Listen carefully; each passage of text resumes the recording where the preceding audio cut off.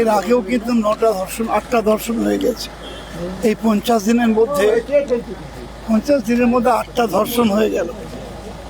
তো এখানে capital punishment নেবেন ঠিকই আছে, কিন্তু এই যে প্রবণতাটা, এই যে ধর্ষণ হচ্ছে প্রবণতাটা আমরা আগে দেখেছি যে আর্যিকরের ঘটনায় সারা বাংলায় নেমে পড়েছিল রাস্তায়।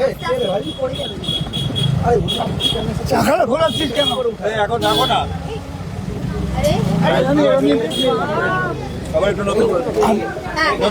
আমরা দেখেছিলাম আর্যিকরের ঘটনা, রাস্তায় নেমেছিল মানুষ, সেই আর্যিকরে যারা আমাদের নিরাপত্তা দিতে এসছে, সেই সিআরপিএফ পেশেন্ট পার্টির একটি মেয়েকে রেপ করেছিল।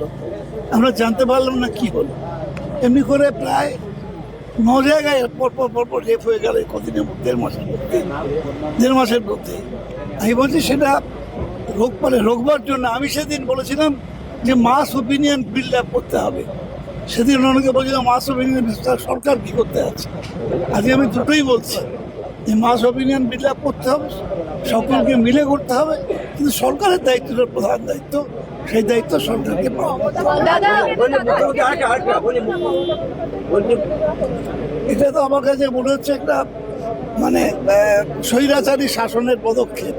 মমতা বন্দ্যোপাধ্যায় যাতে যেতে না পারে, এখনো পর্যন্ত পুলিশ পোস্টিং রয়েছে, অসংখ্য পুলিশ দেওয়া হয়েছে এখানে। এটা গণতান্ত্রিক ব্যবস্থা, এটা হতে পারে না কখনো। উনিও তো প্রাক্তন মুখ্যমন্ত্রী, তিনি দীর্ঘদিনের 15 বছরের মুখ্যমন্ত্রী ছিলেন। সেই অবস্থায় কেন তাকে বাড়িতে অবরুদ্ধ করে রেখে দেওয়া হলো বা গৃহবন্দী করে রেখে দেওয়া হলো? এটা আমার মনে হয় গণতান্ত্রিক ব্যবস্থার মধ্যে এটা একেবারেই আমাদের কাছে অনভিপ্রেত। এটা হওয়া উচিত নয়, এটা কারোর জন্যই হওয়া উচিত নয়। একজন লোককে গণপিটুনি দিয়ে মারা হয়েছে, এটা হচ্ছে ভোটে হেরে যাওয়া অতিরিক্ত অত্যাচারের কাজ এবং তাদেরও মজা করে সেটা তো মুখ্যমন্ত্রী কি বোঝাবেন না বোঝাবেন সে নিয়ে আমার কোনো মন্তব্য নেই। উনি শাসন ক্ষমতা আছেন, কি বোঝাবেন। কিন্তু এটাও তো বোঝা দরকার যে 4 জন লোককে ধরার পরেতে মন্ডল সভাপতি হলেন, গিয়ে 4 জনকে ছাড়িয়ে নিয়ে এলো, তাদের কোনো রকম অ্যারেস্ট দেখানো হলো না, ছাড়িয়ে নিয়ে চলে গেল। তার ফলে মানুষের মধ্যে কি ধরনের ক্ষোভ হতে পারে, এটাও তার মুখ্যমন্ত্রী। তিনি সাধারণ একটা পার্টি কর্মী নন, তার বোঝা উচিত। আমি মনে করি শুভেন্দু নিজে দীর্ঘদিন রাজনীতি করছে, মানুষের মধ্যে কি ক্ষোভ হতে পারে যে সে 4 জন একটা 12 বছরের মেয়েকে রেপ করে খুন করে বস্তাবন্দি করে পুকুরে ফেলে দিল।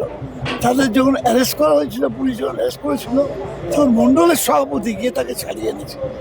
এর কি রিপার্কেশন হতে পারে, এটা তারও বোঝা উচিত।